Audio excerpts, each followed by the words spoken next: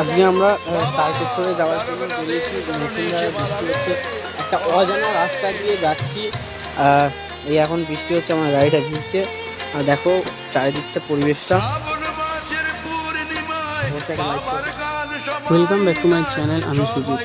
আজ আমি তারকেশ্বরে যাওয়ার উদ্দেশ্যে বেরিয়ে পড়েছি আমাদের পাতিয়াল দিয়ে।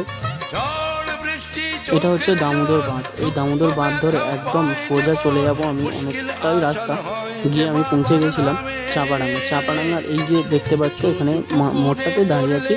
আমরা যে দেখতে পাওয়া যাচ্ছে যে সমস্ত ভক্তরা জল ঢেলে বাড়ির দিকে ফিরছে, আমরা এটা দিয়েই যাচ্ছি। কারণ এই দিকের রাস্তাতে অতটা জ্যাম পাবো না।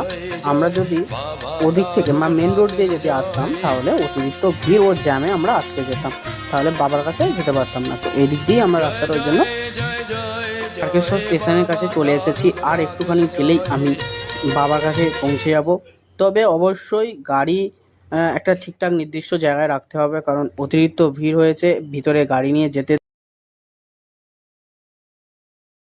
শ্রাবণ মাসের দ্বিতীয় সোমবার, তাই আজকে ভিড়টা একটু বেশিই ছিল। আর শ্রাবণী মেলা বলে কথা, অবশ্যই ভিড় তো থাকবেই। বাবার কাছে টান ভক্তদের তো থাকবেই। তাই আজ আমিও চলে এসেছি বাবার টানে। বাবা যদি তোমায় না ডাকে, তুমি কখনোই এই জায়গায় আসতে পারবে না। এই বিশেষ দিনেতে যতই তুমি চেষ্টা করো, আসতে পারবে না।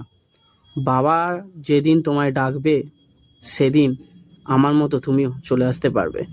বাবার ডাকে আমি চলে গিয়েছিলাম জল ঢালতে। আর সেখানে গিয়ে এত ভিড়ের মধ্যে ঘন্টার পর ঘন্টা দাঁড়িয়ে বাবার দর্শন ও জল ঢেলে আমি বেরিয়ে এলাম।